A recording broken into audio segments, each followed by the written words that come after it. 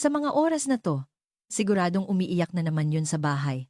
Habang hinihintay akong umuwi, Tska. Sige na nga. Bukas, bibilhan ko na lang siya ng cake. Siguradong magiging okay na ulit ang lahat. Habang dahan-dahang iniikot ang kupita ng alak sa kanyang kamay, mayabang na binitiwan ng lalaki ang mga salitang iyon na may kasamang mapanlokong ngiti. Sa loob ng malabong ilaw ng isang mamahaling hotel sa Bonifacio Global City, ang matamis na amoy ng pabango at ang mahinang tawanan ng dalawang tao ay umalingaw-ngaw sa silid. Ngunit hindi niya alam. Hindi niya namamalayan na ang mga luhang pumatak mula sa mga mata ng kanyang asawa ay hindi na dahil sa kalungkutan, kundi naging simbolo na ng isang malamig at matigas na desisyon para sa paghihiwalay. Sa mga oras na iyon, walang sino man ang nakakaalam na pagkaraan ng ilang oras sa kanyang pag-uwi, mararanasan niya ang pinakamatinding kabiguan sa kanyang buong buhay, isang kabiguan na magpapaluhod sa kanya sa malamig na sahig. Ang mga kamay ng orasan ay malapit ng tumuntong sa 12:00 ng hating gabi. Sa katahimikan ng kanilang sala, ang tanging maririnig ay ang ritmikong tunog ng segundero ng wall clock na para bang isang countdown ng isang time bomb. Ako, si Isabel, ay nakatayo sa gitna ng sala, tahimik na pinagmamasdan ang malinis at maayos na paligid. 3 taon na kaming kasal. Ang condominium unit na ito ay pinili naming mag-asawa ni Marco na puno ng pangarap para sa isang mapayapa at masaganang hinaharap. Ang pader na kulay ivory. Ang dining table na pinili namin matapos ang ilang weekend ng paglilibot sa mga furniture store. Ang mangilamang nakalagay sa bawat sulok. Lahat ng ito ay dapat sana'y simbolo ng aming masasayang araw. Ngunit ngayon, sa aking paningin, ang lahat ng tanawing ito ay tila nawalan ng kulay. Parang bahay ng ibang tao sa sobrang lamig ng pakiramdam. Sa aking paanan, 3 maleta ang maayos na nakahilera, puno ng aking mga damit at ilang mahahalagang gamit. Ang boses ko ay kalmado, na kahit ako ay nagulat sa sarili kong katatagan. Ilang oras lang ang nakalipas. Sa silid na ito, tahimik akong humahagulgol. Ngayon ang aming 3 anibersaryo ng kasal. Mula umaga, pinaghandaan ko ang paborito niyang kaldereta. Naghanda rin ako ng mamahaling alak para sa espesyal na araw na ito. Sorry, Labs. May bigla ang problema sa trabaho. Mukhang hindi ako makakauwi ngayon. May importante kasing client dinner. Sorry talaga. 7:00 ng gabi. Nang maiayos ko na ang lahat sa mesa at handa na para sa pagdating ng bida ng gabi, natanggap ko ang maikling text na iyon mula kay Marco. Kung babasahin mo lang ang text, iisipin mong dapat kong unawain ang isang masipag na asawa, pero alam na alam ko kung sino ang kasama niya, kung nasaan siya, at kung ano ang ginagawa niya ngayong gabi. Client dinner, ha? Mukhang napakatamis naman ang amoy ng client dinner na yan, sabi ko sa sarili habang may mapait na ngiti. Binuksan ko ang aking smartphone. Sa screen, nakabukas ang sikretong social media account ni Marco at ang post ng kanyang kalaguyo, ang dati niyang kasintahan na si Sandra. Isang espesyal na gabi, kasama ang isang taong matagal nang mahalaga sa akin. Ang pinakamasayang anibersaryo, kasama ng malatulang caption, ay isang larawan ng mesa sa isang mamahaling restaurant na may tanawin ng city skyline. Ang mukha ng lalaking nasa kabilang upuan ay tinakpan ng sticker, ngunit ang relong kumikinang sa braso nito ay ang regalo ko sa kanya. Noong huling kaarawan niya, isang regalong pinag-ipunan ko ng ilang buwan. At para mas kumpleto, nag-post pa sila ng isa pang larawan kung saan nagtatagay sila ng alak sa loob ng isang silid sa isang mamahaling hotel.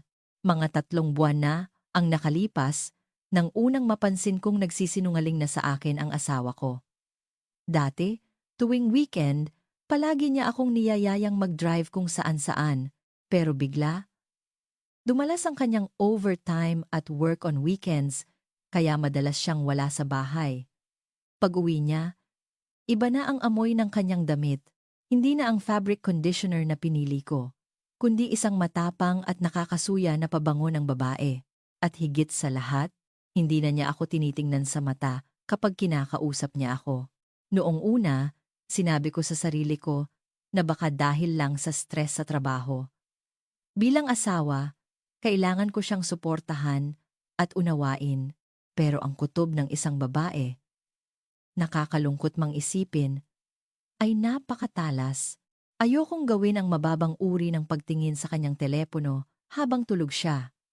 Pero isang araw, nang maiwan niya ang kanyang smartphone sa sala, isang pop-up message ang naging simula ng lahat. Marco, ang saya kagabi. Kailan tayo ulit magkikita? Hindi ba nagagalit asawa mo? Haha, ang pangalan ng nagpadala, Sandra. Ang pangalan ng dati niyang kasintahan bago kami magkakilala. Ang pakiramdam na iyon, na para bang biglang nagyelo ang puso ko, ay hinding-hindi ko malilimutan. Nagdilim ang paningin ko at halos makalimutan kong huminga. Mula noon, tahimik akong nagsimulang mangalap ng ebidensya. Ang kanyang mga resibo, ang history ng kanyang beep card, at ang mga koneksyon niya sa social media. Sa bawat piraso ng ebidensya na nag-uugnay sa isa't isa, unti-unting nadudurog ang puso ko. Sa tuwing nakikita ko ang mukha ng asawa kong nakangiti habang nagsisinungaling na, trabaho lang, kailangan, pakiramdam ko, ay may mabigat na bakal sa aking dibdib. Pero sa kabila ng lahat, may isang maliit na bahagi sa akin na umaasa. Umaasa ako na sa araw ng aming 3 anibersaryo, maaalala niya kahit kaunti ang pagmamahal niya sa akin at uuwi siya ng diretsyo. Baka sakaling tapusin na niya ang kanyang relasyon sa babaeng iyon at magsimula kaming muli bilang mag-asawa. Ngunit ang pangarap na iyon ay walang awang dinurog ng kanyang napakababaw na kasinungalingan tungkol sa client dinner. Walang emosyon kong ibinuhos ang lumamig na kaldereta sa basurahan at doon na ako humagulgol ng malakas. 3 taon ng pagsasama. Akala ko, lahat ng saya at hirap ay sabay naming pinagdaanan. Noong nagkasakit ako at hindi makabangon, siya ang gumawa ng lugaw para sa akin kahit na halatang hindi siya sanay. Ang mga gabi na sabay kaming tumatawa ng malakas habang nanonood ng mga comedy show. Ang mga masasayang araw na iyon. Kasinungalingan lang ba ang lahat? Hindi. Gusto kong maniwala na hindi iyon kasinungalingan. Pero malinaw na nagbago na siya.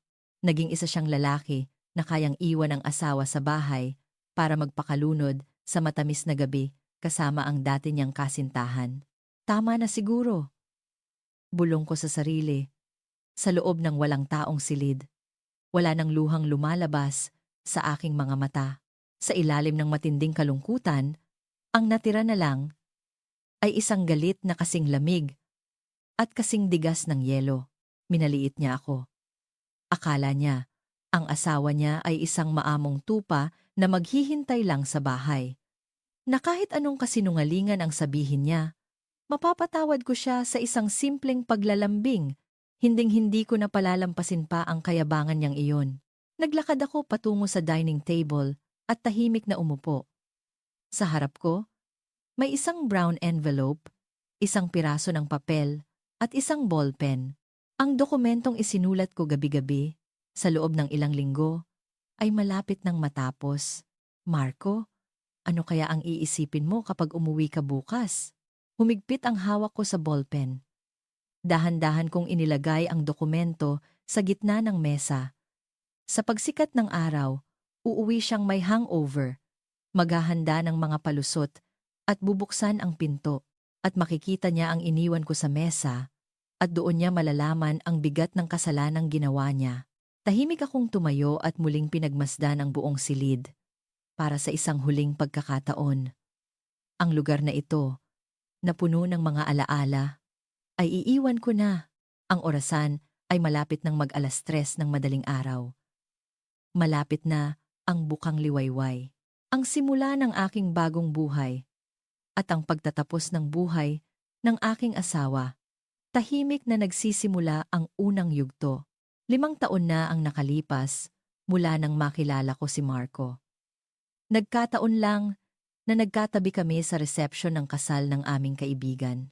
Noong mga panahong iyon, si Marco ay isang sales executive na ilang taon pa lang sa kumpanya. Medyo simple pa at hindi gaanong marunong dumiskarte. Alam mo, hindi talaga ako sanay sa mga ganitong lugar na maraming tao. Habang hawak ang baso gamit ang dalawang kamay, nahihiya niyang sinabi iyon. Ang kanyang sinseridad ang siyang umakit sa akin. Ang araw na nag-propose siya pagkatapos ng 2 taong relasyon ay malinaw pa ring nakatatak sa aking isipan. Hindi iyon sa isang mamahaling restaurant na may magandang tanawin. Pagkatapos naming kumain sa isang simpleng kainan sa kanto, sa isang bench sa parke, baka hindi kita mabigyan ng marangyang buhay, Isabel.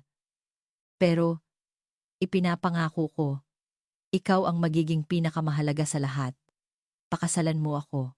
Ang kanyang boses na medyo nanginginig habang diretso siyang nakatingin sa aking mga mata.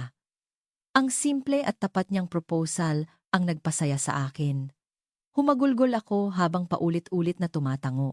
Ang init ng kanyang kamay noong mga sandaling iyon ay ang pinakamahalaga kong kayamanan. Ang unang 2 taon ng aming pagsasama ay masasabing perpekto. Pareho kaming nagtatrabaho.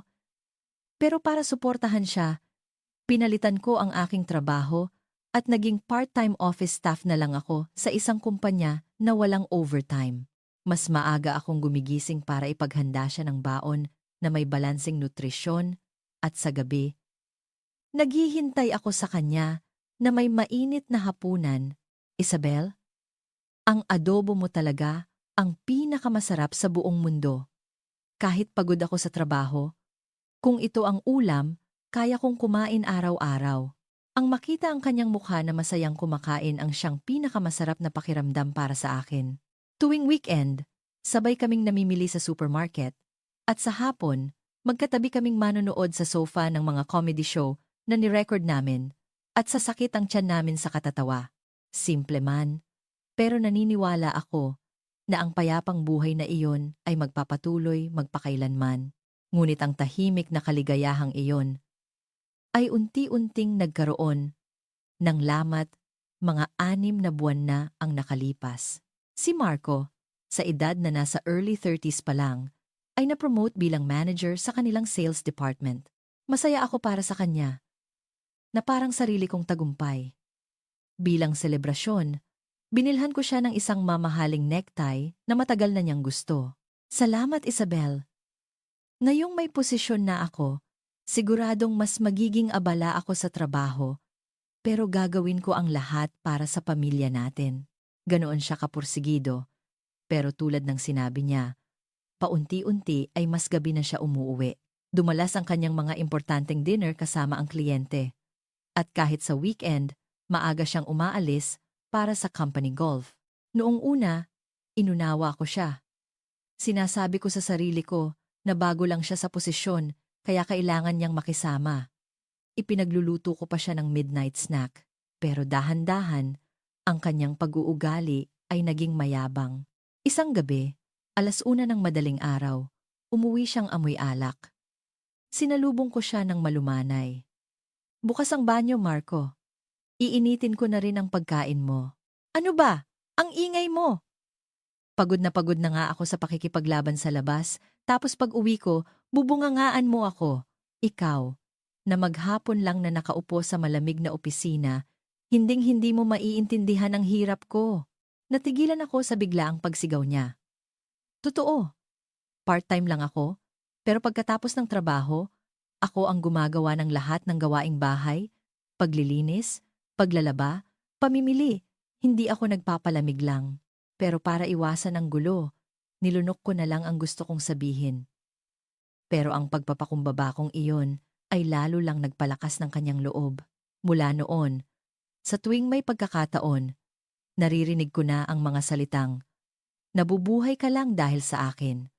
Huwag kang magreklamo dahil pinapakain kita.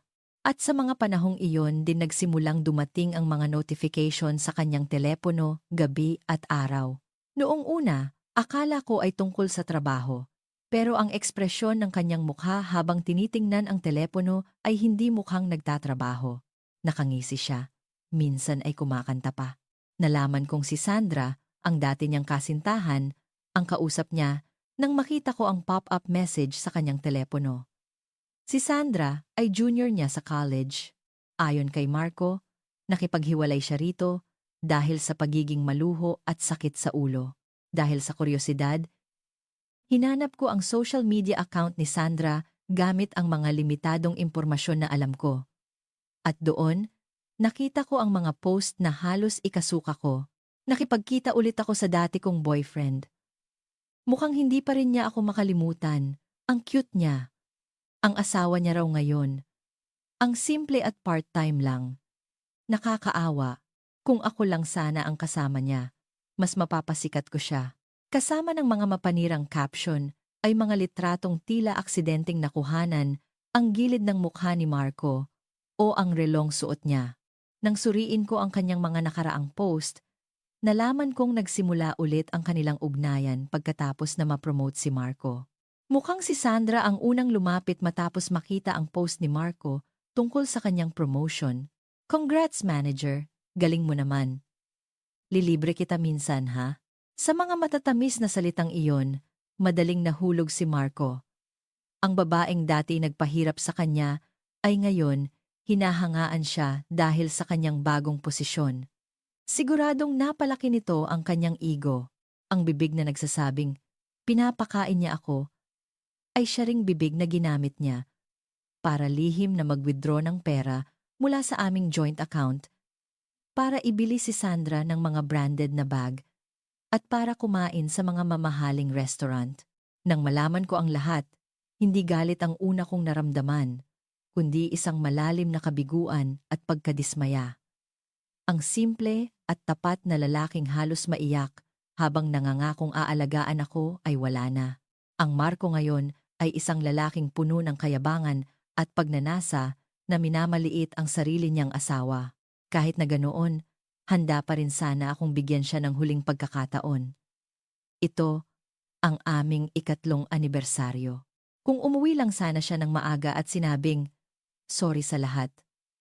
At kung inamin niya ang kanyang relasyon kay Sandra at humingi ng tawad ng buong puso, baka sakaling pinag-isipan ko pa na bigyan siya ng isa pang pagkakataon. Pero alam na natin ang nangyari. Tinapakan niya ang aming anibersaryo gamit ang isang murang kasinungalingan at pinili ang isang espesyal na gabi kasama si Sandra. At bago ako umalis ng bahay, sa huling pagsilip ko sa social media ni Sandra, may isang maikling video. Doon, sa isang malabong silid ng hotel, habang hawak ang isang kopita ng alak, narinig ko ang hindi kapani-paniwalang sinabi ng asawa ko. Sa mga oras na to, siguradong umiiyak na naman yun sa bahay habang hinihintay akong umuwi. Sige na nga, bukas bibilhan ko na lang siya ng cake, siguradong magiging okay na ulit ang lahat. Sa video, si Marco at Sandra ay malakas na nagtatawanan. Sobra na ang pambabastos niya sa akin. Tumayo ako sa malamig na sahig ng pinto at mahigpit na hinawakan ang hawakan ng aking maleta. Handa na ang lahat. Ang mga ebidensya ng kanyang panloloko na tinipon ko sa loob ng 3 buwan habang pinipigilan ang aking mga luha. Ang mga recording ng kanyang masasakit na salita lahat ay nasa akin na. Kailangan ko na lang itong isagawa. Kahit na bukas ay lumuhod siya at umiyak sa harap ko, hinding-hindi ko na siya mapapatawad. Tinalikuran ko ang silid na puno ng alaala at dahan-dahang hinawakan ang doorknob. Madilim pa sa labas, ngunit ang puso ko ay maliwanag na. Kinabukasan, ang sinag ng araw ay tila sumasaksak sa aking mga mata. Hawak ni Marco ang kanyang ulo na kumikirot dahil sa hangover habang binubuksan ang pinto ng aming kondominium. Sa kanyang kanang kamay, bitbit niya ang isang maliit na kahon ng murang cake mula sa isang convenience store. Ang mga babae talaga. Ang hilig sa mga anibersaryo. Nakakainis. Sige na, pakainin ko lang siya nitong cake at sabihing, sorry, siguradong babalik na ulit sa dati ang lahat. Habang sariwa pa sa isip niya ang mainit na gabi kasama si Sandra, isang mapanlokong ngiti ang gumuhit sa kanyang labi. Sa isip niya, si Isabel ay isang sunod-sunuran at mahinang babae na hindi mabubuhay kung wala siya. Isang babaeng kahit anong gawin niyang masama, Sa huli ay siya pa rin ang uunawain. Kaya naman, ang kanyang ginawang kataksilan kagabi ay isang maliit na bagay lang para sa kanya. Clack! Binuksan niya ang pinto. Labs, andito na ako. Sorry kagabi ha. Hindi talaga ako nakaalis sa trabaho. Pumasok siya sa loob habang sinisigaw iyon nang may pagkukunwaring sigla. Karaniwan, sasalubungin siya ng tunog ng tsinelas at ng boses ng kanyang asawa na nagsasabing, "Welcome back." Pero wala. Sa halip, ang bahay ay napakatahimik. Wala ang amoy ng kape o ng sinangag na karaniwang bumubungad sa kanya tuwing umaga. Ang tanging naroon ay ang malamig na hangin ng isang bahay na walang tao. Hoy, Isabel! Tulog ka pa ba? Inis siyang nag-etsk at hinubad ang kanyang sapatos. Doon niya napansin ang isang kakaibang bagay. Sa sulok ng lalagyan ng sapatos, wala ang mga paboritong sapatos ni Isabel. Isang masamang kutob ang gumapang sa kanyang dibdib. Nagmamadali siyang tumakbo sa pasilyo at malakas na binuksan ang pinto ng sala. Ano? To? Nalaglag mula sa kanyang kamay ang kahon ng cake. Ang silid ay hindi kapani-paniwalang malinis. Pero hindi ito ang uri ng kalinisan dahil sa paglilinis. Ito ay kalinisan dahil wala ng anumang bakas ng buhay. Wala ang paboritong unan ni Isabel sa sofa. Wala ang picture frame ng kanilang kasal sa TV stand. Nagmamadali niyang sinilip ang kwarto at banyo, pero wala na ang lahat ng gamit niya, mga damit, makeup, paboritong tasa. Na para bang sa simula pa lang, siya lang mag-isa ang nakatira sa bahay na iyon. Dugdug, dugdug. Nagsimulang kumabog ng malakas ang puso ni Marco. Hindi, imposible. Nagbibiro lang siguro yon. Saan naman pupunta yon? Nanginginig siyang bumalik sa sala at ang kanyang mga mata ay napako sa gitna ng dining table.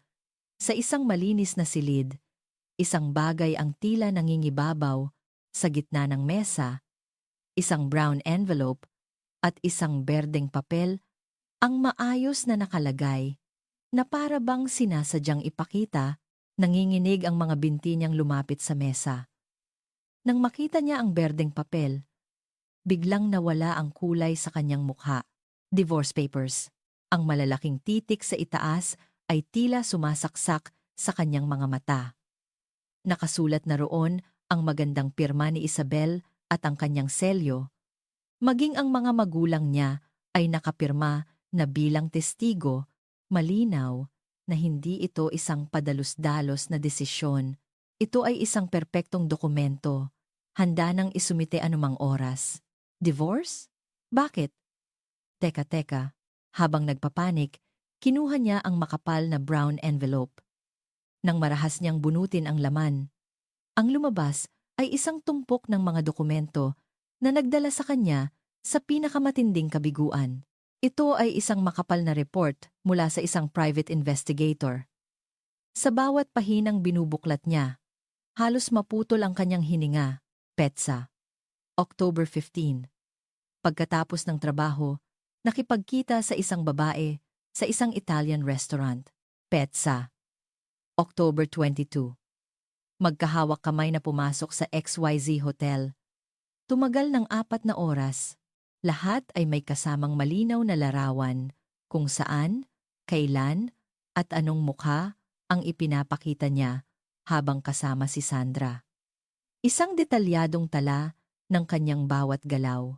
Nandoon din ang mga printout ng lahat ng post ni Sandra sa kanyang secret account, ang mga kopya ng resibo ng credit card na ginamit niya para ibili si Sandra ng branded na bag. At ang pinakamatindi sa lahat, ang transcript ng video na in-upload ni Sandra kagabi. Sa mga oras na to, siguradong umiiyak na naman yun sa bahay habang hinihintay akong umuwi. Tsk! Sige na nga. Bukas bibilhan ko na lang siya ng cake. Siguradong magiging okay na ulit ang lahat. Ang sarili niyang masasakit na salita ay ngayon nakasulat sa papel nasa harap niya. Alam na niya ang lahat. Hindi ito bago lang nalaman. Matagal nang alam ni Isabel ang kanyang kataksilan, pero nagpatuloy siyang ngumiti at mamuhay ng normal habang tahimik na nangangalap ng mga ebidensyang ito. Ang asawang minamaliit niya bilang isang simpleng babae ay mayroong hindi niya inaasahang talino at katatagan para planuhin ang kanyang pagbagsak. Sa ilalim ng envelope, may isang puting papel.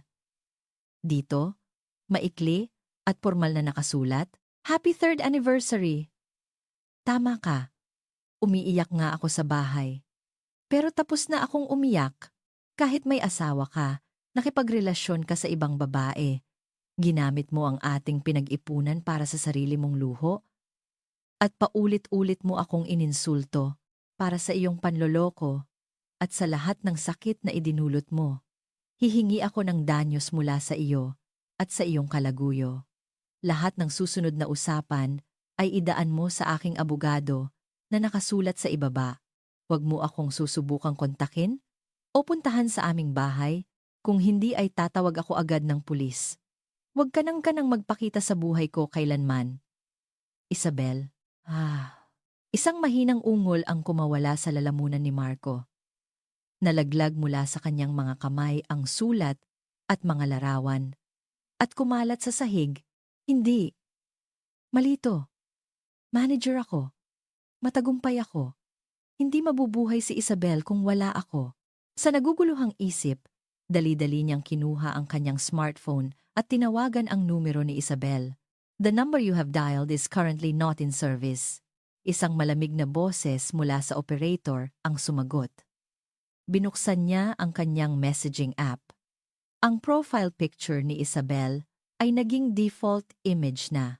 Kahit ilang beses siyang mag-message, hindi na ito nababasa. Iniwan na siya. Ang asawang kagabi lang ay hinihintay ang kanyang pag-uwi, ay ngayon, sa sarili nitong desisyon, ay ganap nang naglaho sa kanyang buhay. Isabel! Biglang nanghina ang kanyang mga tuhod at bumagsak siya sa malamig na sahig.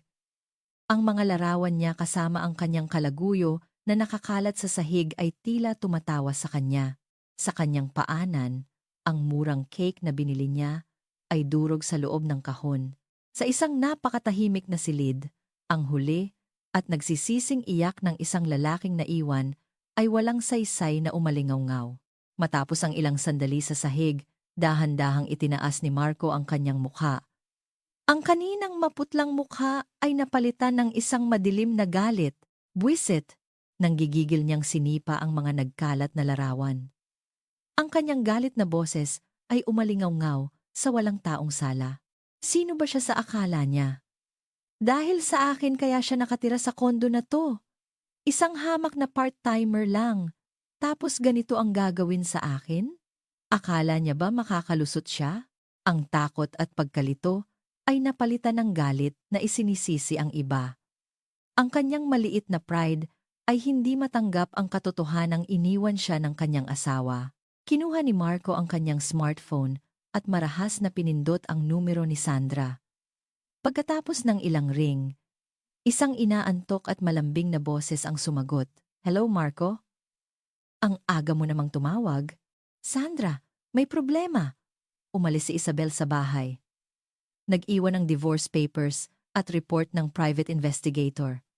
Alam na niya ang lahat. Nang marinig ni Sandra ang nagpapanik na boses ni Marco, sandali siyang natahimik. Napaisip si Marco na baka iwan din siya nito. Ngunit ang sumunod na narinig niya ay isang malakas na tawa. Ha ha ha! Ano ka ba? Yun lang pala. Akala ko naman kung ano na. Pinakaba mo ako. Pero may nakasulat na, Danyos? Abogado? Marco, ang slow mo naman. Bluff lang yan, no? Sa tingin mo ba may pera yang boring mong asawa para kumuha ng abogado? Imposible. Ang mga salita ni Sandra ay parang gamot na nagpakalma kay Marco. Oo nga naman.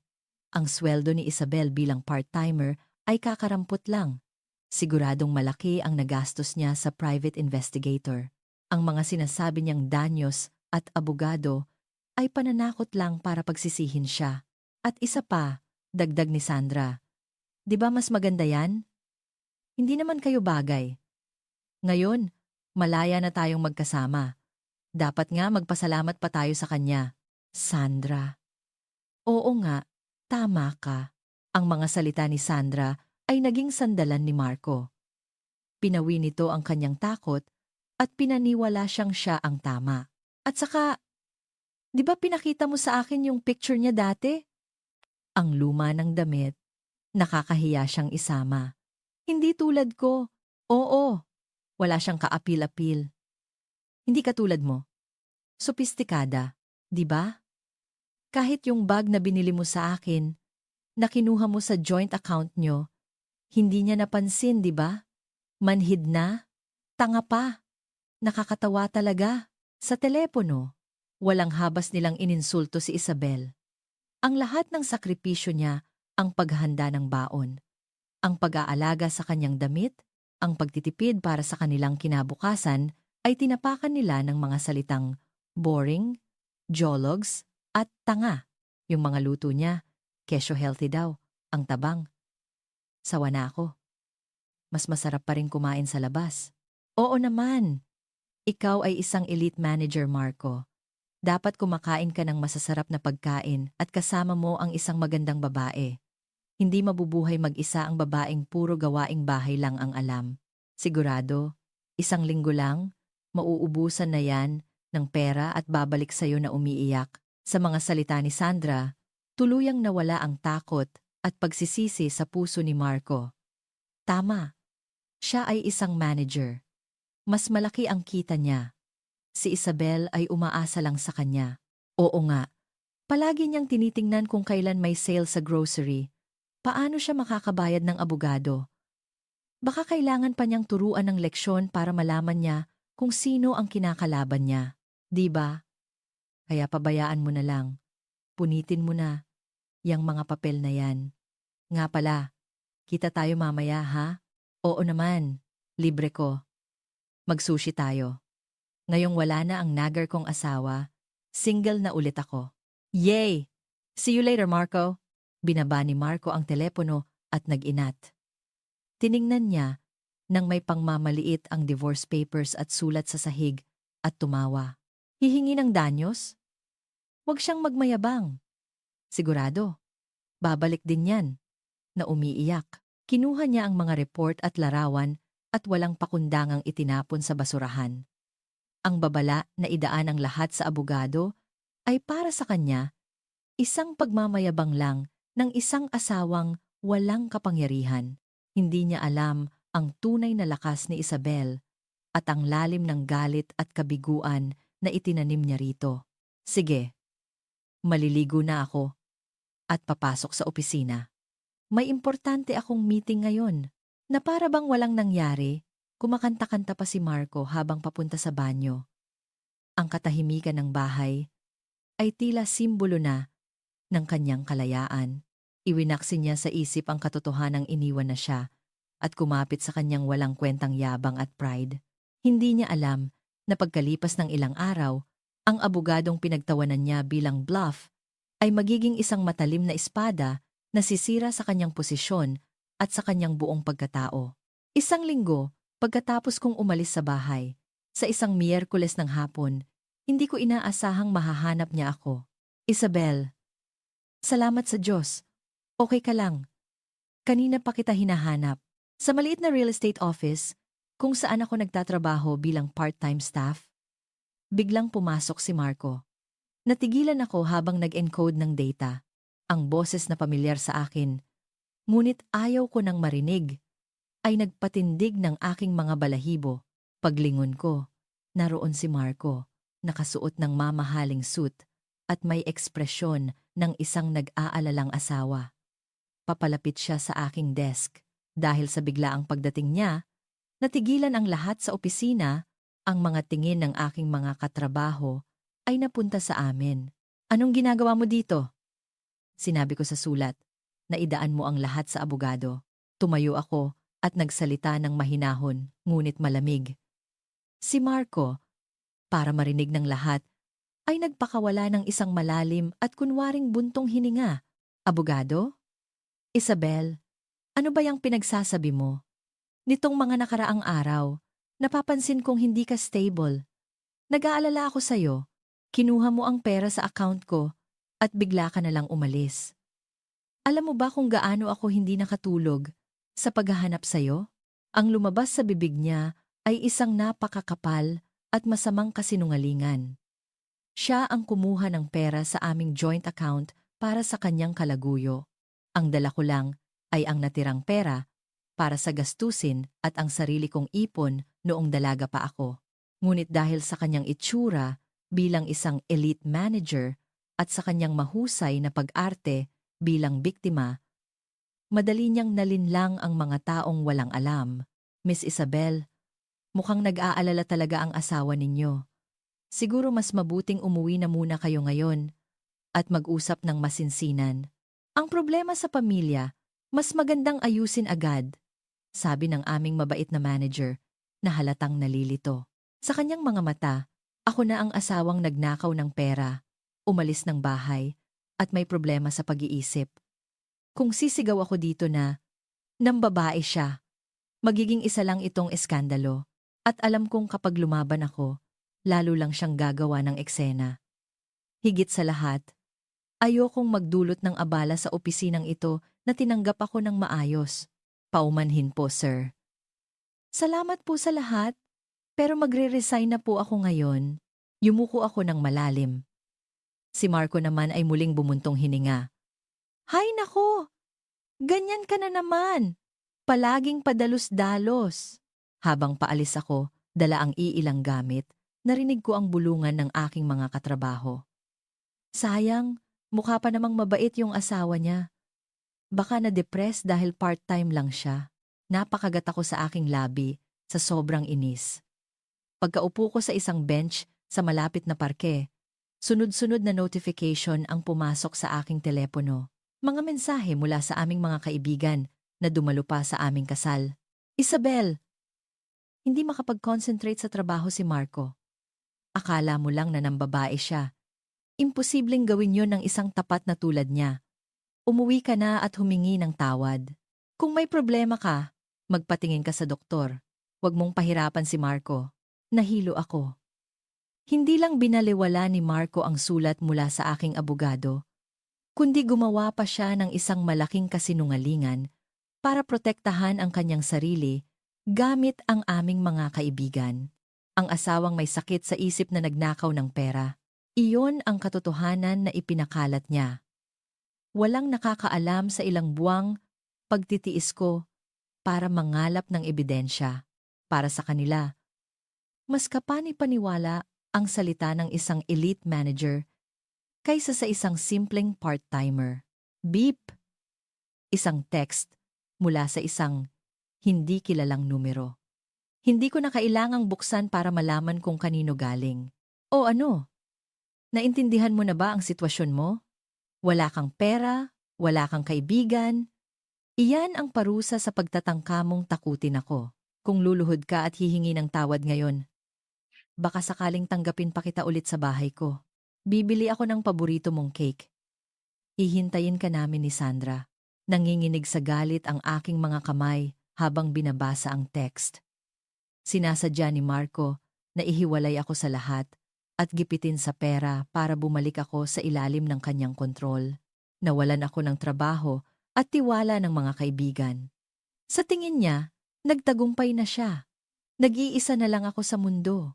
Kung ibang babae siguro, baka bumigay na at bumalik na umiiyak sa asawa.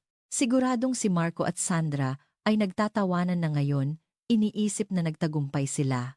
Ngunit, bigla akong natawa nang mahina sa gitna ng parke. Ang panginginig ko ay hindi dahil sa takot o lungkot, kundi dahil sa sobrang pagkadismaya, sa kababawan at katangahan ng aking asawa. May isang malaki at nakamamatay na pagkakamali si Marco. Naniniwala siyang isa lang akong kahabag-habag na part-timer na hindi mabubuhay kung wala ang kanyang pera. Akala niya, ang abogadong kinuha ko ay isang bluff lang na nakuha ko sa internet.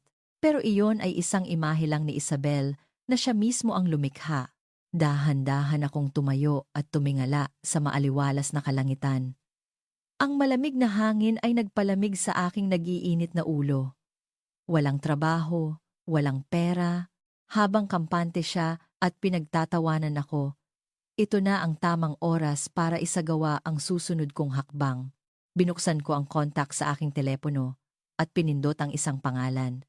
Hello, attorney? Opo, pasensya na sa abala. Tulad ng inaasahan, kumilos na po ang asawa ko. Pinuntahan niya ako sa trabaho at nagkalat ng kasinungalingan sa aming mga kaibigan. Opo, tama po kayo. Wala nang dahilan para magpigil pa. Ituloy na po natin ang plano. Pagkatapos kong sabihin iyon ng mahinahon ngunit may diin, umalis na ako sa parke. Ang tunay kong pagkatao na itinago ko sa kanya mula pa noong ikinasal kami, malalaman na niya. Kapag nalaman niya ang sikreto ko, makikita ko pa kaya ang mayabang ng ngiti sa kanyang mukha? Ang walang awang ganti para ipakita sa kanya ang tunay na impyerno ay handa na. Sa isang nagtataasang glass building sa sentro ng Makati, sa pinakamataas na palapag, sa isang special conference room ng isang kilalang law firm, dahan-dahan kong ininom ang mainit na Earl Grey tea. Mula sa bintana, ang mga gusali at sasakyan sa ibaba ay parang mga laruan. Malayong malayo, sa maruming bench sa parke, kung saan ako nakaupo kanina.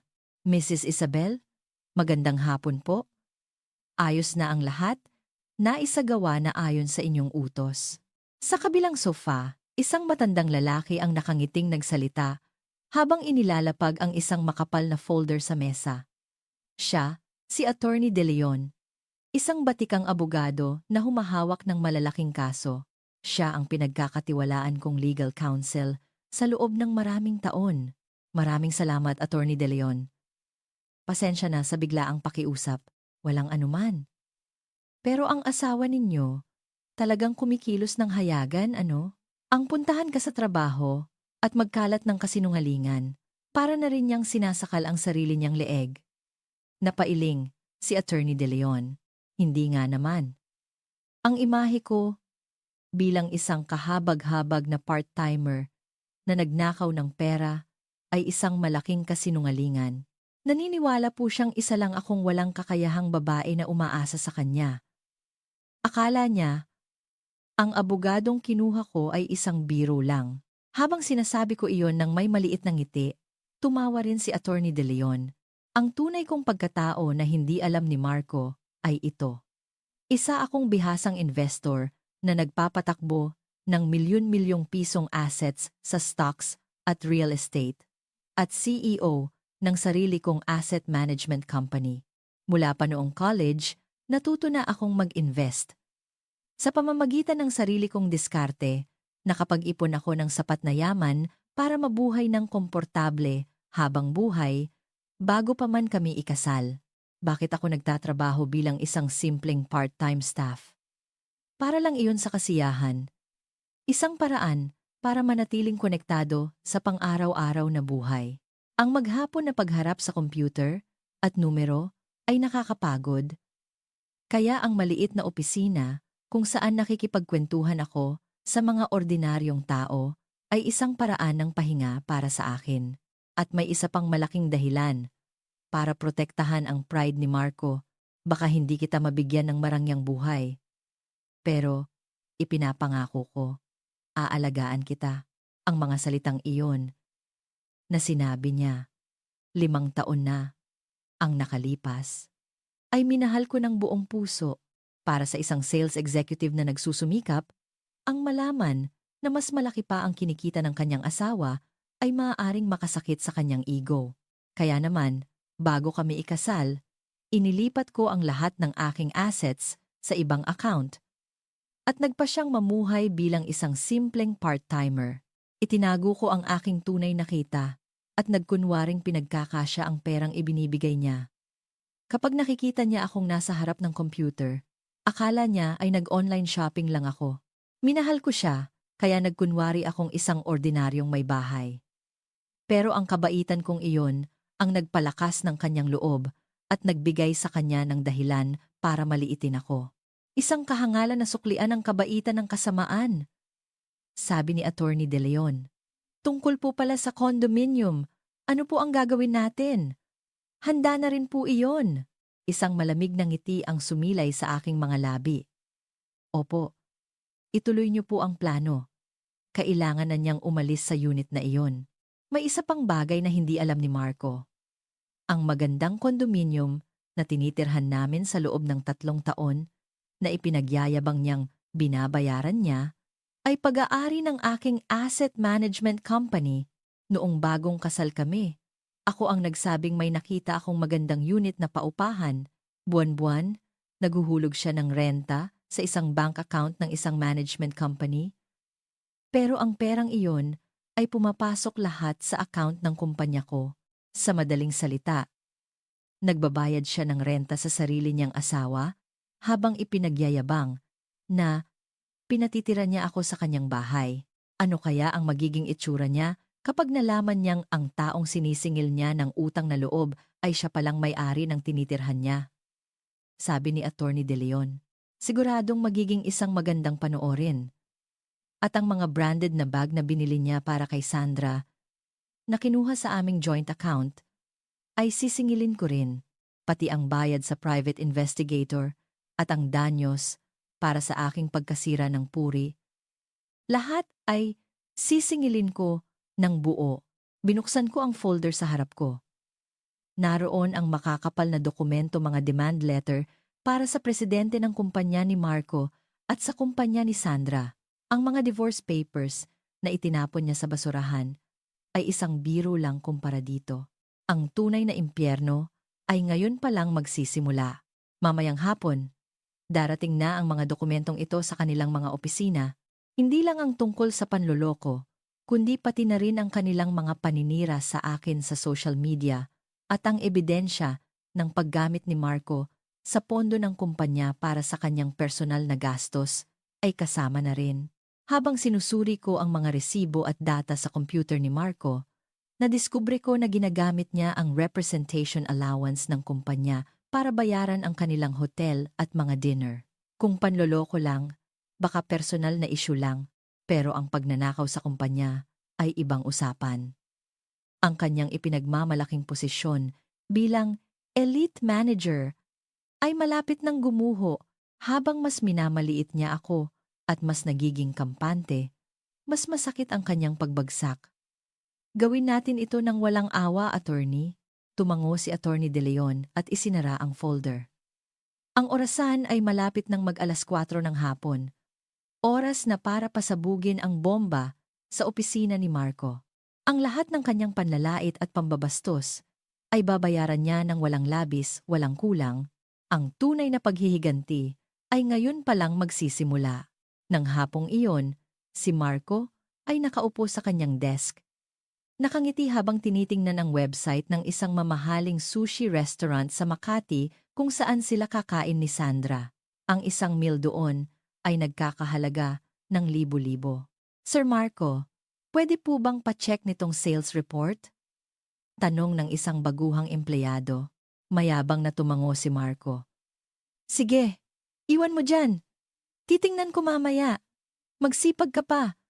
Noong kapanahunan ko, mas grabe pa ang ginagawa ko.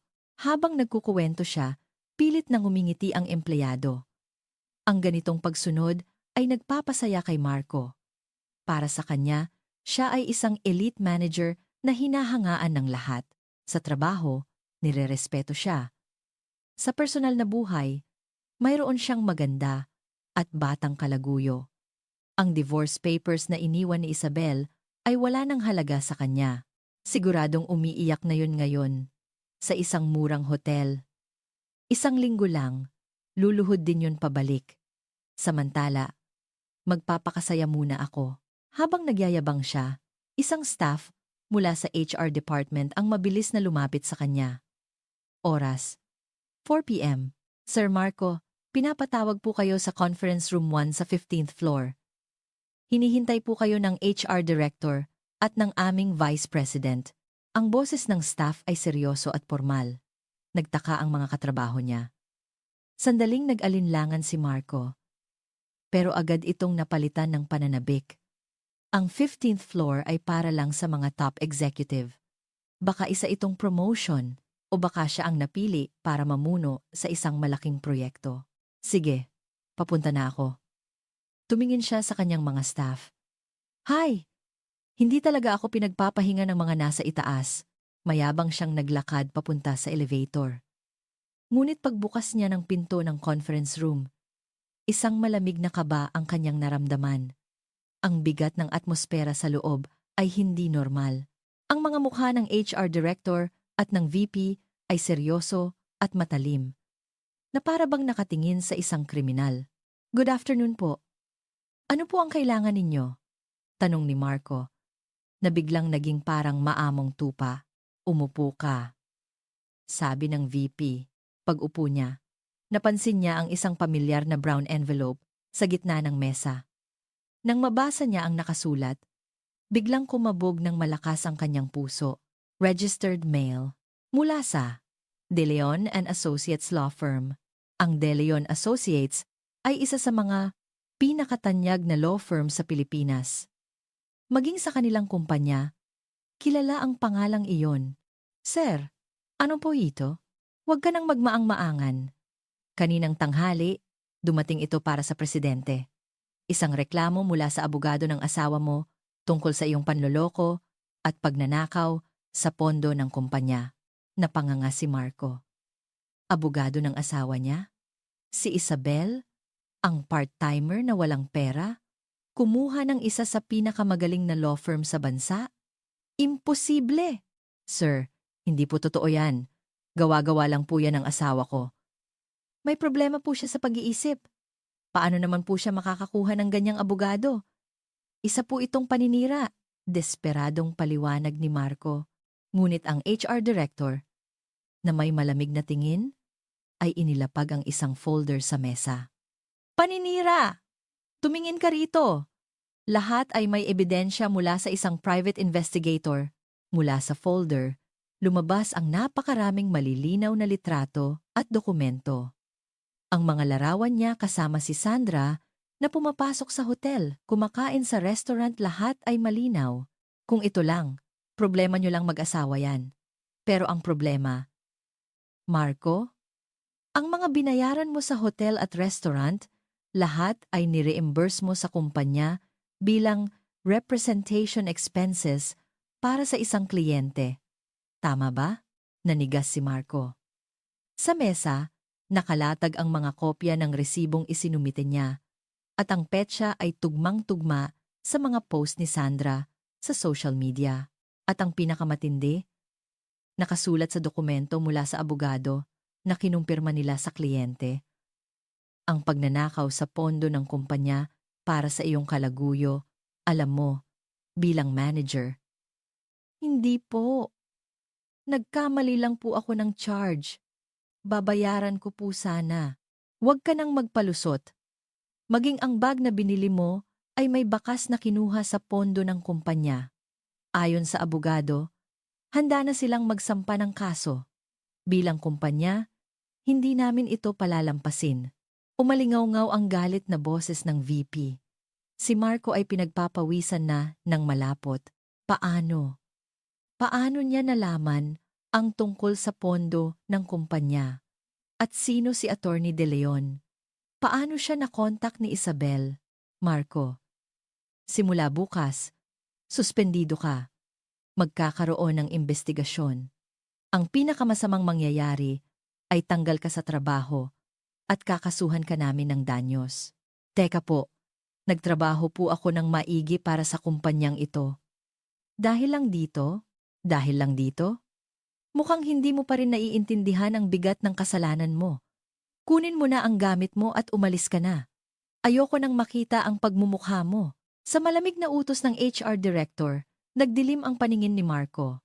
Ang kanyang magandang kinabukasan bilang isang elite manager ay gumuho na. Hindi na siya makatayo.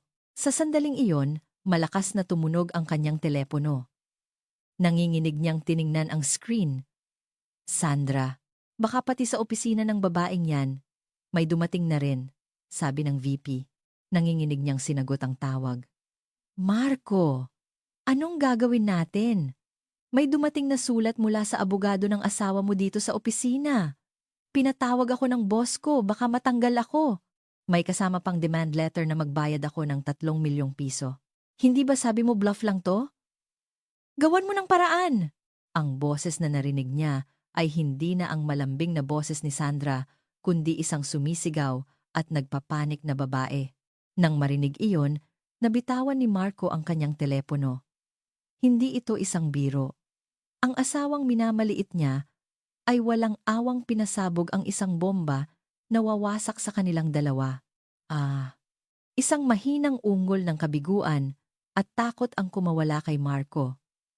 Ngunit ang impyernong naghihintay sa kanya ay nagsisimula pa lamang. Buwisit ka! Kasalanan mo ang lahat ng ito. Isang malakas na sampal ang dumapo sa mukha ni Marco sa isang eskinita.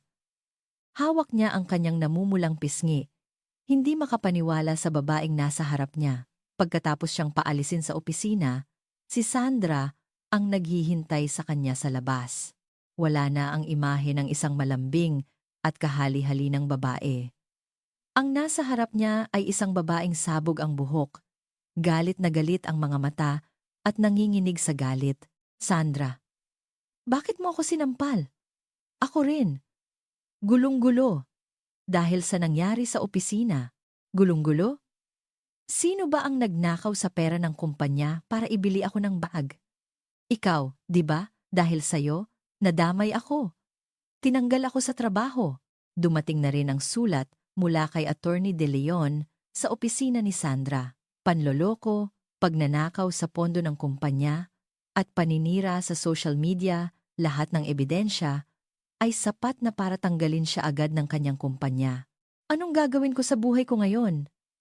At yung abogado, pinagbabayad ako ng 3 milyong piso. Sabi mo bluff lang.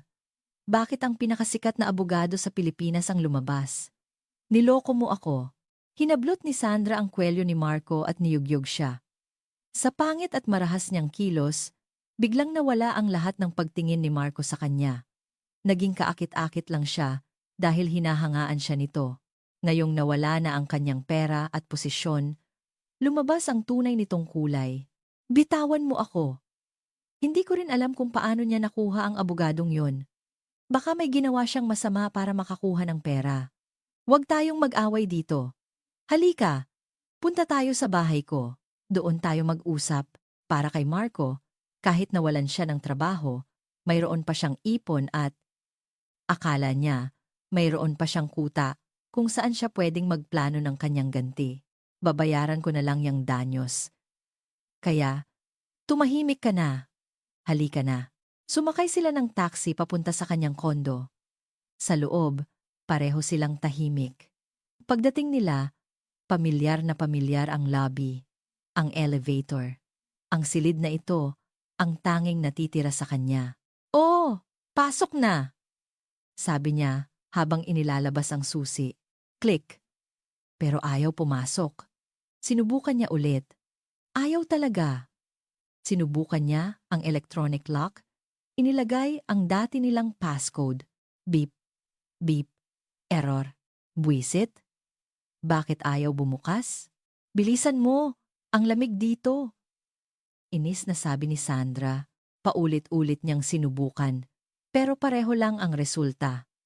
Ang susian at ang passcode ay pinalitan na. Doon, napansin niya ang isang brown envelope na nakaipit sa siwang ng pinto. Mula sa Property Management Office, nanginginig niyang binuksan ang sobre. Sa loob, isang formal na sulat, Notice of Eviction and Termination of Lease Agreement. Eviction? Termination? Ano to? Sigaw niya. Ang upa ay laging nababawas sa kanyang account. Imposibleng paalisin siya ng walang dahilan. Galit na galit, tinawagan niya ang emergency contact ng management. Hello, si Marco po ito. Anong klaseng management kayo? Nagbabayad ako ng upa, tapos papalitan niyo ang susi? Illegal yan! Buksan niyo ang pinto! Isang kalmadong boses ang sumagot. Sir Marco, na-verify na po namin ang sitwasyon. Totoo pong bayad kayo, pero ang pagpapalit ng susi at pag-terminate ng kontrata ay utos po mismo ng may-ari ng unit. Utos ng may-ari? Kahit sino pa yan. Wala siyang karapatang palitan ng susi. Sino ba yung may-ari na yan? Kakausapin ko. Isang hindi kapani-paniwalang salita ang sumunod. Sir, Hindi niyo po ba alam? Ang may-ari po ng unit na iyan, pati na rin ng buong top floor ng building, ay ang asset management company na pinamumunuan ni Mrs. Isabel Roxas. Ang inyo pong asawa, ito po ay isang legal na eviction request mula sa may-ari. Nabitawan ni Marco ang telepono. Isabel, ang may-ari, ang asawa niyang nagtitipid sa grocery. Ang may-ari ng napakamahal na kondominium na ito, ayon po sa may-ari, dahil sa complete breakdown of trust, kailangan niyo na pong umalis. Ang mga gamit niyo po ay naipadala na sa bahay ng inyong mga magulang. Wala na po kaming magagawa. Toot, toot, toot. Naputol ang linya. Marco, ano ba yon? Magsalita ka! Sigaw ni Sandra. Pero hindi na siya naririnig ni Marco. Ang bahay na ipinagyayabang niya, ang mga masasakit na salita niya kay Isabel, lahat ay isang malaking kasinungalingan. Nasa palad lang pala siya ni Isabel sa simula pa lang. Siya ang may-ari, siya ang naniningil ng upa, habang tahimik na pinapanood ang katangahan ng kanyang asawa. Ang kanyang pride bilang isang elite ay gumuho. Ang asawa niyang minamaliit ay isang halimaw na may hindi masukat na kapangyarihan. Nang malaman niya kung gaano kalaking pagkakamali ang kanyang nagawa, napaluhod na lang siya sa harap ng saradong pinto. Ano? Ang simple at boring mong asawa? Ang may-ari ng mamahaling kondominium na to? Umalingaw-ngaw ang sigaw ni Sandra sa tahimik na pasilyo. Si Marco, na nakaluhod sa harap ng malamig na pinto, ay tumango na lang ng walang lakas. Ang mga salita ng property management ay paulit-ulit na tumatakbo sa kanyang isip. Si Isabel, CEO ng isang asset management company, ang may-ari ng kondo, hindi ka panipaniwala, pero ang saradong pinto sa harap niya ang katotohanan. Hoy, magsalita ka. Ibig sabihin, nakikitira ka lang pala sa asawa mo? Tapos kung makapagyabang ka sa akin na kastilyo mo to. Hindi ko rin alam. Akala ko, pinagkakasya lang niya ang part-time na sweldo niya. Tanga! Hindi mo man lang kilala ang sarili mong asawa, tapos minamaliit mo pa. Dahil sa katangahan mo, nagnakaw ka pa sa kumpanya. At ngayon, wala ka ng lahat? Isa kang walang kwentang basura. Wala nang anumang paglalambing sa mga salita ni Sandra. Ang halaga ni Marco para sa kanya ay ang pagiging isang mayabang na elite manager. Ngayong wala na iyon, ang nasa harap niya ay isang lalaking walang trabaho, bahay at pera. Tama na. Ayoko nang madamay sa kamalasan mo. Yung 3 milyong pisong danyos. Ikaw ang magbayad noon. Ikaw ang nagyaya sa akin, kaya responsibilidad mo yan. Teka Sandra, iiwan mo ako? Pinakinabangan mo rin ang pera ko, di ba? And, hinawi ni Sandra ang kamay ni Marco na parang diring-diri. Huwag mo akong hawakan. Huwag ka nang magpapakita sa akin. Kapag sinubukan mong ipasa sa akin ang bayarin, isusumbong kita sa pulis bilang stalker. Mabilis siyang naglakad papunta sa elevator at hindi na lumingon pa. Ang naiwan ay si Marco, mag-isa, kasama ang isang kahon ng kanyang mga gamit, at literal na wala ng lahat. Buwisit, buwisit! Paulit-ulit niyang sinuntok ang saradong pinto. Kahit namula na ang kanyang kamao, hindi pa rin nawala ang kanyang galit. Ngunit kahit anong gawin niya, hindi nabubukas pa ang kanyang nawalang kastilyo. Sa gitna ng malamig na gabi, naglakad si Marco papunta sa isang murang fast food chain.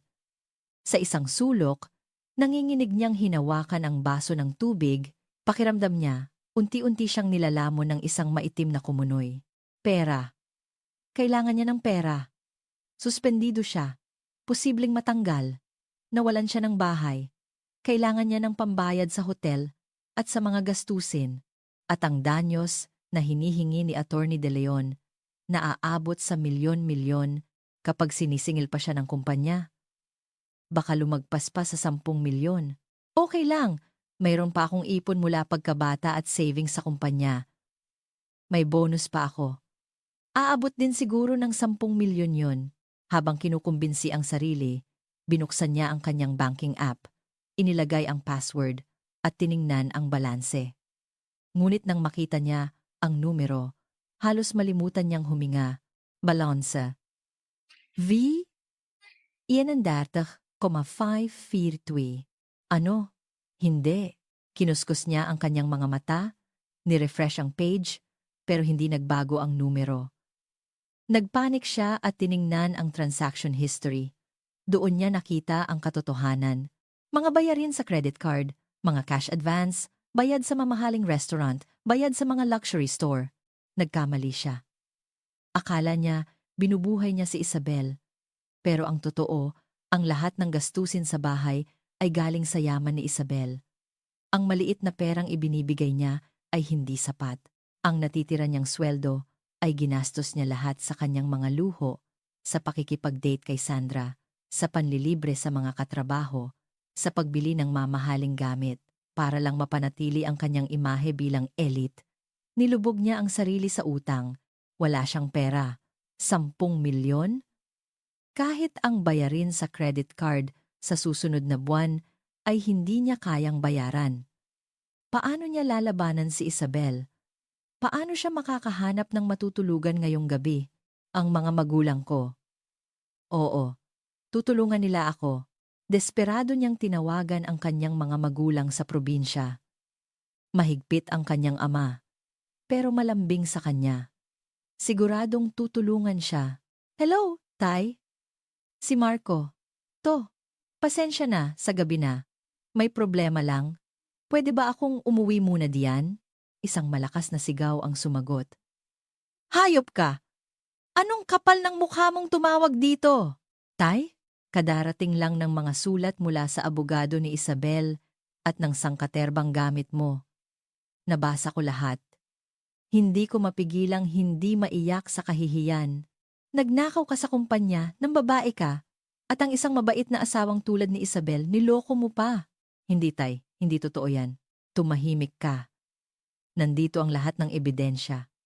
Ang mga litrato. Ang sulat mula sa kumpanya mo. Wala akong anak na tulad mo. Narinig niya ang iyak ng kanyang ina sa likod. Dahil sa'yo, napahiya kami sa mga kapitbahay. Kami na ang hihingi ng tawad kay Isabel. Ikaw, huwag ka nang babalik dito. Itinatakwil ka na namin. Toot. Toot. Toot. Pinatay ang telepono. Sinubukan niyang tumawag ulit, pero nakablock na siya. Nabitawan niya ang telepono. Tapos na. Ang tiwala mula sa kumpanya, ang paglalambing ng kalaguyo, ang tahanan, ang ipon, at ang pagmamahal ng pamilya, lahat ng inakala niyang pag-aari niya ay naglaho na parang buhangin. Bakit? Bakit naging ganito? Nag-enjoy lang naman ako ng kaunti, sa gitna ng maingay na fast food. Nanginginig na lang si Marco. Ang kayabangan niya. Ang pagtawa niya habang iniisip na umiiyak ang kanyang asawa, ay ngayon, bumabalik sa kanya nang may nakakabinging bigat. Hindi umiiyak si Isabel. Tahimik at malamig niya lang pinanood ang kanyang pagbagsak. Wala nang matatakbuhan. Sa isang perpektong bitag, ang tanging magagawa na lang ni Marco ay hintayin ang tunay na impyerno. Sa isang madilim at amoy sigarilyong internet cafe, ang asul na ilaw mula sa monitor ang tanging nagbibigay liwanag sa maputlang mukha ng isang lalaki. Bakit naging ganito? Paulit-ulit na tanong ni Marco sa sarili habang hawak ang kanyang maruming buhok. Pinaalis sa bahay. Itinakwil ng pamilya at halos wala ng pera sa bangko. Ang kanyang credit card ay suspendido na. Ang kanyang damit ay lukot-lukot at ang kanyang mukha ay puno ng balbas. Malayong malayo sa itsura ng isang elite manager. Pagkaraan ng 4 na araw, isang formal na email ang dumating mula kay Attorney De Leon. Ngayong hapon, 2:00, magkakaroon ng huling pag-uusap sa aming opisina. Kung hindi kayo darating, itutuloy na namin ang pagsasampa ng kaso, walang takas. Desperado, pinilit niyang ayusin ang kanyang damit at nagtungo sa law firm sa Makati. Ang tanging pag-asa niya, kung luluhod siya at iiyak, baka patawarin pa siya ni Isabel. Pagdating niya sa conference room, natigilan siya. Ang babaeng nakaupo roon ay hindi ang simpleng part-timer na kilala niya. Nakasuot ito ng isang mamahaling navy blue suit, perpekto ang ayos ng buhok at makeup. Ang kanyang tindig ay nagpapakita ng kapangyarihan at lamig. Umupo ka, sabi ni Isabel, walang emosyon. Umupo si Marco sa dulo ng sofa na parang isang kriminal. Sa tabi niya, si Attorney De Leon na matalim ang tingin. Isabel, sorry na, kasalanan ko lahat. Niloko lang ako ng babaeng yon. Ikaw talaga ang mahal ko. Bigyan mo ako ng isa pang pagkakataon, sumigaw si Marco. Handang isuko ang lahat ng pride. Pero hindi man lang kumurap si Isabel. Tumingin lang siya sa kanya, na parang isang bato sa daan. Hindi kita pinapunta dito para makinig sa mga palusot mo. Nandito ka para harapin ang katotohanan. Inilatag ni Attorney De Leon ang mga dokumento. Mr. Marco, una, tungkol sa perang ninakaw mo sa iyong kumpanya. Ayon sa audit, ang kabuuang halaga ay 11.8 milyon. Kailangan mo itong bayaran ng buo bago matapos ang buwan. Kung hindi, kakasuhan ka nila. At oo, tanggal ka na sa trabaho. 5 milyon! Saan ako kukuha niyan? Alam ko, sabi ni Isabel. 30,000 na lang ang natitira sa account mo. Ang lahat ng ipon mo, ginastos mo sa iyong mga luho. Nanigas si Marco. Paano mo nalaman? Sa loob ng 3 taon na ipinagyayabang mong binubuhay mo ako, sino sa tingin mo ang totoong sumusuporta sa ating pamumuhay? Inilabas ni Isabel ang isang itim na notebook. Tingnan mo, iyan ang katotohanan ng buhay ng isang elite manager. Nanginginig na binuksan ni Marco ang notebook. Nakatala roon, hanggang sa huling sentimo, ang lahat ng gastusin sa loob ng 3 taon at ang mga disbursement mula sa kumpanya ni Isabel. Renta, 40,000 linggo. Kuryente, tubig, pagkain, 50,000 buwan. Hulog sa kotse ni Marco, 50,000. Ang maliit na 50,000 na ibinibigay niya buwan-buwan ay kulang na kulang ang perang ginagastos niya na akala niya ay galing sa kanyang sweldo ay pera pala na dapat sana'y ibinabayad niya sa mga gastusin. At ang promotion mo bilang manager, akala mo ba dahil lang sa galing mo? Ang presidente ng bangko ng kumpanya nyo ay matalik na kaibigan ng accountant ng kumpanya ko. Ako ang gumawa ng paraan para pumasok ang malalaking kontrata sa department nyo kaya biglang gumanda ang performance mo. Sumakay ka lang sa alon pero ako ang may kontrol sa lahat. Hindi totoo yan. Niyakap ni Marco ang kanyang ulo. Ang mundong pinaniniwalaan niya ay gumuho na. Hindi siya isang magaling na lalaki. Isa lang siyang alagang aso na binuhay ng isang napakayaman at matalinong babae. At ang asong iyon ay kinagat pa ang kamay ng kanyang amo. Ngayon, nakikita mo na ba ang katotohanan? Tanong ni Isabel. Noong gabing iyon ng kanilang anibersaryo, habang pinagtatawanan niya ang kanyang asawa, si Isabel ay malamig na kinakalkula kung paano wawasakin ang isang walang kwentang asawa. Ang danyos na hinihingi ko ay A3 milyon. Idagdag mo ang A5, 88 milyon sa kumpanya. Paano mo babayaran ang halos A5 milyon ngayong itinakwil ka na ng pamilya mo? Isabel, tulungan mo ako. Tanga ako. Hindi ako mabubuhay kung wala ka. Gagawin ko lahat, kahit maglinis ng banyo sa opisina mo. Huwag mo lang akong iwan. Gumapang si Marco sa sahig para yakapin ang mga paa ni Isabel, pero hinarang siya ni Attorney De Leon. Mr. Marco, tatawag na kami ng pulis.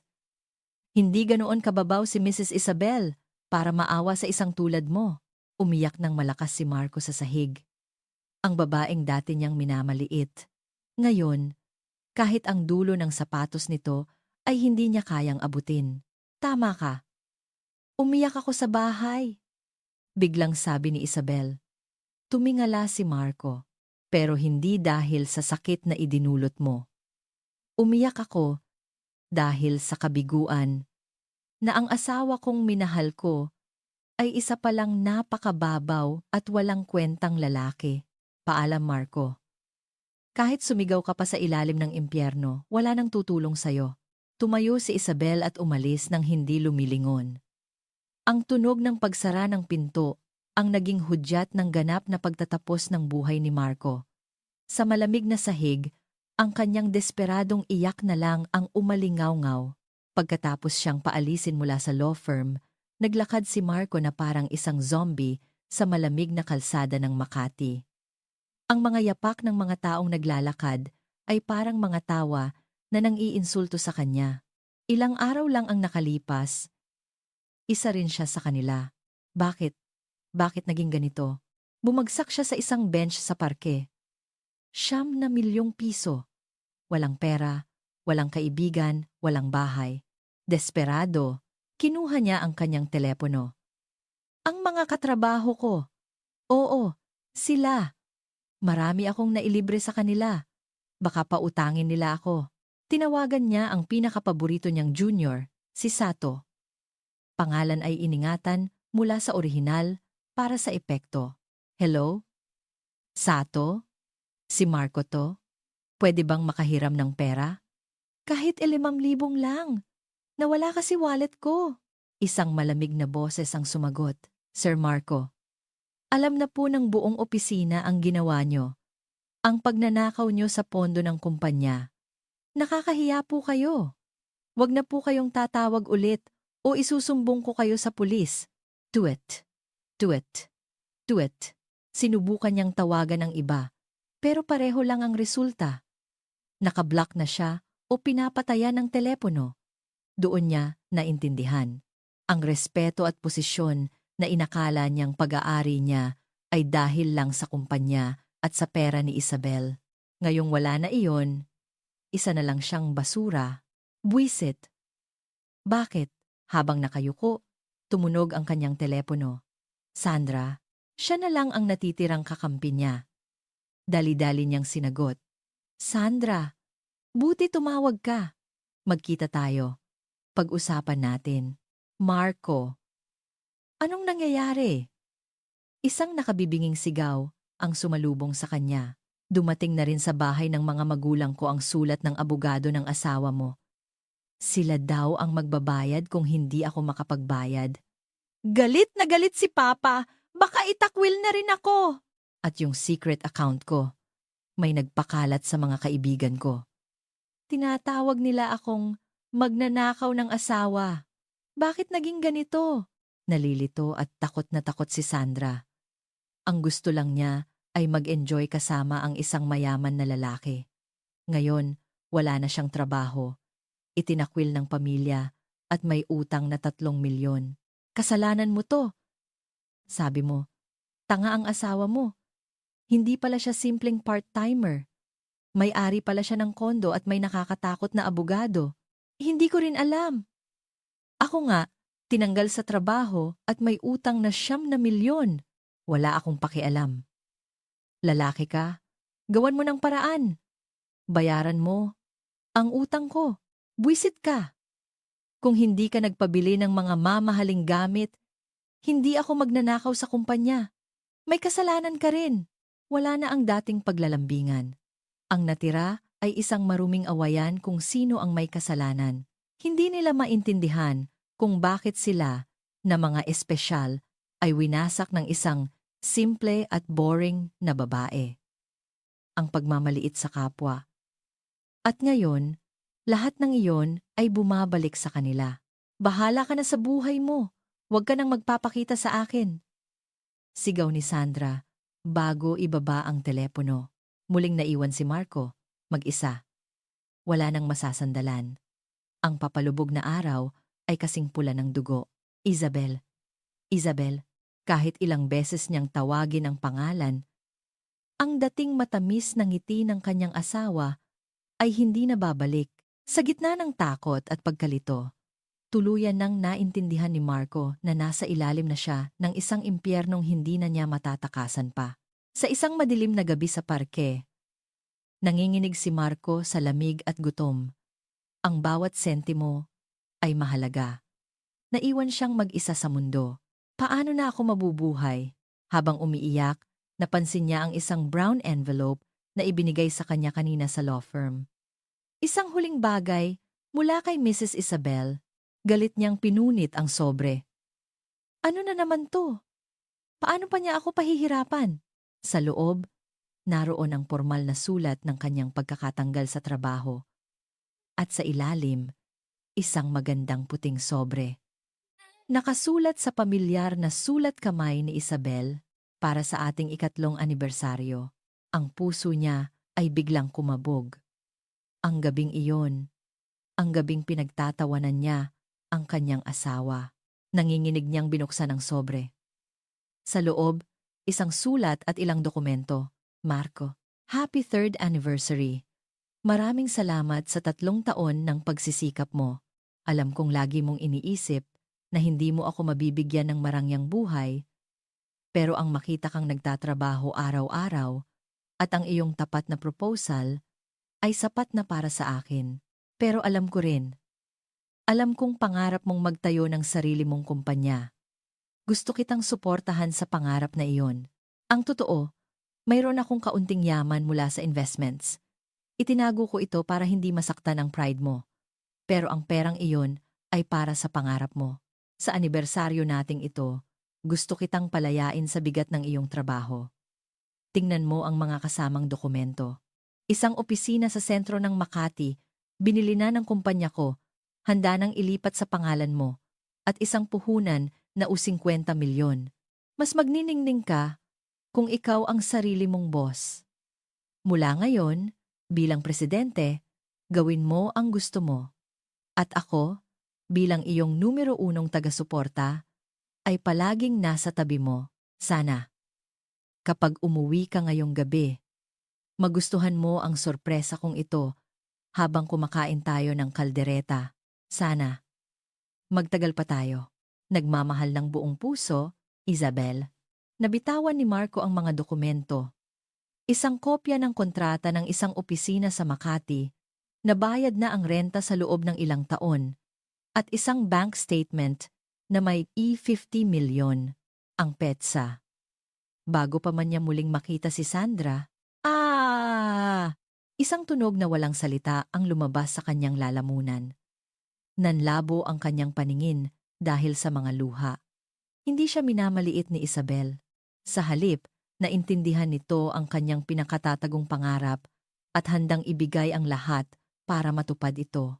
Habang siya ay nalulunod sa isang walang kwentang relasyon, si Isabel ay tahimik na itinatayo ang kanyang kastilyo para ihandog sa kanya sa kanilang anibersaryo. Kung umuwi lang sana siya ng diretsyo noong gabing iyon, kung naging tapat lang sana siya, hindi sana siya isang pulubi na umiiyak sa isang parke. Sana, isa na siyang presidente ng sarili niyang kumpanya na may aising 50 milyon na puhunan at nasa tabi niya ang isang mapagmahal na asawa. Ako, nang maintindihan niya kung ano ang kanyang sinayang, ang lahat sa loob niya ay gumuho, ang pagmamahal ng kanyang asawa, ang kanyang pangarap, ang yaman, ang posisyon lahat, ay itinapon niya para sa isang murang pagnanasa. Isang sigaw na parang hayop ang umalingaw-ngaw sa gabi. Niyakap niya ang mga dokumento, inihampas ang noo sa lupa, at umiyak na parang isang bata. Sa mga oras na to, siguradong umiiyak na naman yun sa bahay. Ang sarili niyang mga salita ay bumalik na parang isang sumpa. Tama. Pero noong sinusulat niya ang liham na ito, umiiyak siya sa kaligayahan, iniisip ang magiging reaksyon ng kanyang minamahal na asawa.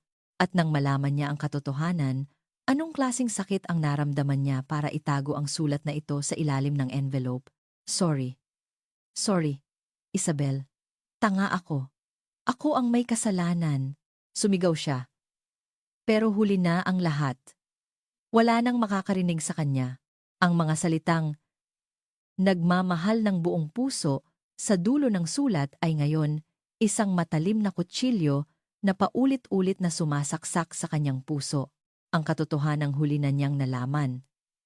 Ang maningning, na kinabukasan, na dapat sanay sa kanya, Ang tanging magagawa na lang niya ay yakapin ang mga patunay nito habang umiiyak sa walang katapusang pagsisisi sa malamig na semento.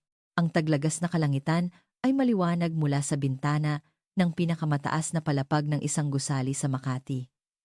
Nakasandal ako sa aking bagong mahogany desk, ninanamnam ang amoy ng bagong timplang kape. Sa ibaba, ang mga tao at sasakyan ay parang mga laruan. Ito ang lugar na dapat sanay magiging opisina niya. Mrs. Isabel? O dapat, President Isabel na ngayon? Congratulations po. Pumasok si Attorney De Leon na may ngiti. Salamat, Attorney. Pero sanay na ako sa President sa sarili kong kumpanya. Isabel na lang. Kung sa bagay. Nandito po ako para i-report ang lahat. Tapos na po ang kaso. Umupo siya at binuksan ang kanyang folder. Isang buwan mula noong huling pag-uusap, ang lahat ay natapos ayon sa aking plano. Tungkol po kay Mr. Marco, hindi po niya nabayaran ang weme, milyong utang niya. Pero ang kanyang mga magulang, para maiwasan ang kahihiyan, ay binayaran ang kumpanya gamit ang kanyang retirement pay. Ngunit, itinakwil na po nila siya. Bilang kapalit, ipinadala nila siya sa isang malayong lugar para magtrabaho ng mabigat at bayaran ang utang sa kanila at ang danyo sa inyo. Habang nakikinig, ininom ko ang aking lumalamig na kape. Si Marco ngayon ay nagtatrabaho sa isang industrial waste facility sa isang liblib na probinsya, buong araw na nababalot sa putik. Ang tinitirhan niya ay isang lumang barong-barong. Pinutol na ng kanyang mga magulang ang kanyang cellphone plan. Ang kakarampot niyang sahod ay direktang napupunta sa pagbabayad ng kanyang mga utang. Ang hirap ko, hindi mo maiintindihan. Naalala ko ang sinabi niya. Nakakatawa. Ngayon, nararanasan na niya ang tunay na hirap para bayaran ang kanyang katangahan. Sa loob ng 3 taon, akala niya siya ang nagkokontrol. Pero ang totoo, ako ang bumubuhay sa kanya. Nang binitawan ko ang tali, bumagsak siya sa pinakailalim. Iyon ang tunay na pagbaliktad ng sitwasyon.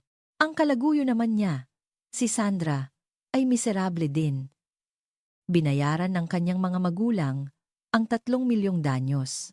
Pero pinauwi siya sa probinsya, kinumpiska ang cellphone, at ngayon, nagtatrabaho sa isang pabrika ng pagkain. Dahil sa nangyari, iniwasan na siya ng lahat ng kanyang mga kaibigan. Wala akong naramdamang saya o tagumpay. Para sa akin, para lang silang mga bato na gumulong palayo. Attorney, nabasa po ba niya? Yung huling sulat? Tanong ko. Tumango siya. Opo. Ayon sa aming tauhan, pagkatapos niyang umalis sa opisina, nakita siyang umiiyak at sumisigaw sa isang parke hanggang umaga. Naintindihan na po niya kung gaano kalaki ang kanyang sinayang. Kung ganoon, sapat na. Ibinigay ko ang sulat na iyon hindi para patawarin siya, kundi para ipamukha sa kanya na ang isang napakagandang kinabukasan na hinding-hindi na niya makakamit ay nasa kanyang mga kamay lang pala. Ang pagsisising iyon na habang buhay niyang dadalhin ang pinakamatinding parusa. President Isabel, ano na pong plano sa opisina na ito? Ipa-terminate na po ba natin? Hindi, attorney. Tumayo ako at nag-inat. Dito, magtatayo ako ng bagong kumpanya. Bagong kumpanya? Opo, isang consulting firm na tutulong sa mga babaeng tulad ko na biktima ng pang-aabuso at panloloko na maging malaya sa pinansyal. May puhunan ako at kaalaman. Panahon na para lumabas ako at mamuhay para sa sarili ko. Ang iling 50 milyong puhunan na para sana sa kanya ay gagamitin ko na ngayon para sa sarili ko at para sa ibang kababaihan. Tatanggalin ko na ang maskara ng pagiging asawa at mamumuhay bilang si Isabel, isang malayang babae. Isang napakagandang plano. Bilang inyong abogado, susuportahan ko po kayo ng buo. Ngumiti ako. Ang kalungkutan na naramdaman ko noong gabing umalis ako ay wala na. malaya na ako. At isang walang hanggang kinabukasan ang naghihintay. Ang paghihiganti ay tapos na. Isang lalaking nabubuhay sa putik ng pagsisisi at isang babaeng naglalakad sa liwanag ng pag-asa. Ang kanilang mga buhay ay hindi na muling magtatagpo. Ilang buwan ang lumipas. Habang si Isabel ay nagdiriwang ng tagumpay ng kanyang bagong kumpanya, si Marco ay nanginginig sa isang sulok ng waste facility. Hawak ang isang luma at mabagal na cellphone. Ito lang ang tanging paraan niya para kumonekta sa labas. Araw-araw, hinahanap niya ang pangalan ni Isabel sa internet. At ngayon, nakita niya. Isang article sa isang sikat na business magazine, Isabel Investments. Bagong opisina, bagong pag-asa, para sa kababaihan. Sa larawan, si Isabel, nakasuot ng magandang damit, puno ng kumpiyansa, nakangiti. Sa likod niya, ang opisina sa Makati. Ang opisinang dapat sana ay para sa kanya. Ngayon, puno na ito ng mga babaeng empleyado na hinahangaan siya. Dapat ako ang nakaupo dyan. Umiiyak na tumawa si Marco. Ang buhay niya ngayon ay puro putik at basura. Ang kanyang mga kasamahan ay tinatawag siyang dating elite na ngayon ay basura. Mula sa kanyang bulsa, kinuha niya ang lukot-lukot na sulat. Ang mga salita ay halos hindi na mabasa. Pero ang huling linya, nagmamahal ng buong puso, ay parang isang sumpa na nakatatak sa kanyang isip. Isabel, sorry. Patawarin mo ako. Desperado. Tinawagan niya ang numero ng kumpanya ni Isabel. Hello. Isabel. Investments. Pwede ko bang makausap si President Isabel? Asawa niya. Dating asawa niya to. Gusto ko lang humingi ng tawad. Isang malamig na sagot ang kanyang natanggap. Paumanhin po. Pero, utos po ng aming presidente na idaan ang lahat ng komunikasyon mula sa inyo sa aming abogado. Mayroon na rin po kaming restraining order laban sa inyo. Kung ipagpapatuloy niyo po ito, tatawag na kami ng pulis. Teka, nasa impyerno ako ngayon. Nagdurusa ako araw-araw. Narinig niya ang isang mahinang tawa. Ang lugar kung nasaan ka man ngayon ay resulta ng sarili mong mga desisyon. Ang aming presidente ay nakatingin na sa hinaharap. Wala ka ng lugar sa mundo niya. Paalam. Tuwet. Tuwet. Tuwet. Iyon ang huling hatol sa kanya. Napaluhod si Marco sa putikan at humagulgol. Ang asawang inakala niyang umiiyak ay ngayon nagniningning na parang araw nagliligtas ng ibang tao. Samantalang siya, nasa ilalim ng madilim na putik, umiiyak dahil sa isang nawalang paraiso. Ang sinayang ko ay hindi lang isang asawa. Sinayang ko ang buong buhay ko. Kahit gaano pa siya sumigaw, ang kalangitan sa Makati ay napakalayo. Ang pagmamahal na kanyang tinapakan ay hinding-hindi na niya mahahawakan pa. Lumipas ang mga panahon. Taglamig na. Sa waste facility, ang hangin ay kasing tulis ng yelo. Pinapainit ni Marco ang kanyang mga kamay na bitak-bitak na sa pagbubuhat ng mabibigat na sako. Naalala niya ang dati niyang sarili, nakasuot ng mamahaling relo, umiinom ng kape sa isang magandang opisina. Kung makikita siya nito ngayon, siguradong pagtatawanan lang siya habang nakatingala sa langit. Isang alaala ang bumalik. Hindi ang mamahaling kondo, hindi ang posisyon, hindi si Sandra. Isang simple at masayang hapon. Noong bagong kasal pa lang sila, magkasama silang kumakain ng tig-5 pisong ice cream sa parke. Marco, mag-ingat ka palagi sa trabaho ha. Ang kalusugan mo ang pinakamahalaga. Ang makita lang kitang umuuwi na nakangiti. Masaya na ako. Ang ngiti ni Isabel noong araw na iyon, nakasing liwanag ng araw, iyon pala ang tunay na yaman ng kanyang buhay. At sa lugar na ito, na puno ng putik, ngayon niya lang naintindihan, ngunit ang liwanag na iyon ay siya mismo ang tumapak at pumatay. Mula sa kanyang bulsa Kinuha niya ulit ang sulat. Ipinikit niya ang kanyang mga mata at bumulong sa hangin. Isabel, salamat at patawad. Ngayon, naiintindihan ko na. Ang kaligayahan pala ay hindi sa pagkakaroon ng mga bagay, kundi sa pag-aalaga sa taong nasa tabi mo. Isang patak ng luha ang dumaloy mula sa kanyang mga mata. Wala nang galit sa kanyang puso. Ang natira na lang ay isang malalim at walang hanggang pagsisisi. Magpapatuloy siya sa pagtatrabaho, sa pagbabayad ng kanyang kasalanan. Iyon na lang ang natitirang dahilan para siya mabuhay. Samantala, sa opisina sa Makati, pagkatapos ng trabaho, mag-isang nakatanaw si Isabel sa bintana. Ang syudad ay puno ng mga ilaw ng Pasko. Sa kanyang mesa, mga sulat ng pasasalamat mula sa mga babaeng natulungan ng kanyang kumpanya. Salamat po, President Isabel. Dahil sa inyo, natuto akong tumayo sa sarili kong mga paa. Habang binabasa ang mga iyon, isang payapang ngiti ang gumuhit sa kanyang labi. Binuksan niya ang kanyang telepono at tiningnan ang isang lumang litrato. Ang kalderetang niluto niya para sa kanilang 3 anibersaryo. Noong araw na iyon, nasa ilalim siya ng kabiguan. Pero dahil sa sakit na iyon, natagpuan niya ang kanyang lakas. Paalam at salamat, walang pag-aalinlangan, binura niya ang litrato. Hudyat na tuluyan nang nawala ang anino ni Marco sa kanyang buhay. Wala nang dahilan para lumingon pa.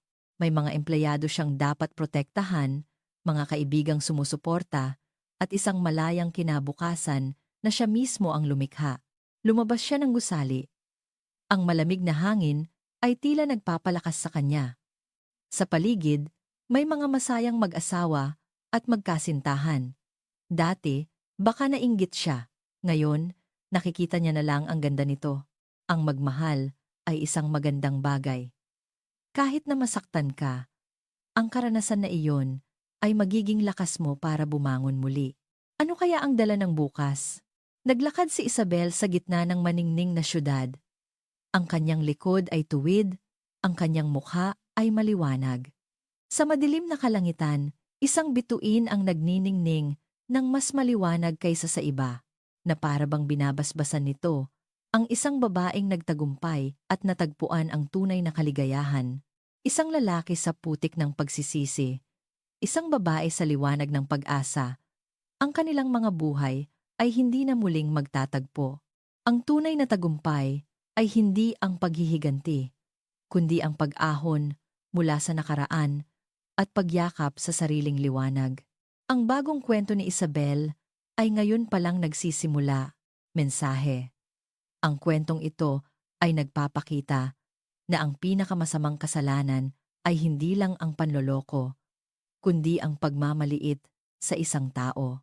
Ang kayabangan ng asawa, ang kanyang paniniwala na madali lang niyang makukuha ang kapatawaran, ang siyang naging simula ng kanyang pagbagsak. Sa kabilang banda, ang asawa, sa kanyang katahimikan at matalinong pagpaplano, ay nagpakita ng isang lakas na hindi matatawaran. Ang kanyang desisyon na tuluyang putulin ang ugnayan ay mas malakas pa kaysa sa anumang sigaw o away. Ipinapaalala nito sa atin ang kahalagahan ng pagrespeto sa kapwa at ang bigat ng kapalit kapag ito ay ating binaliwala.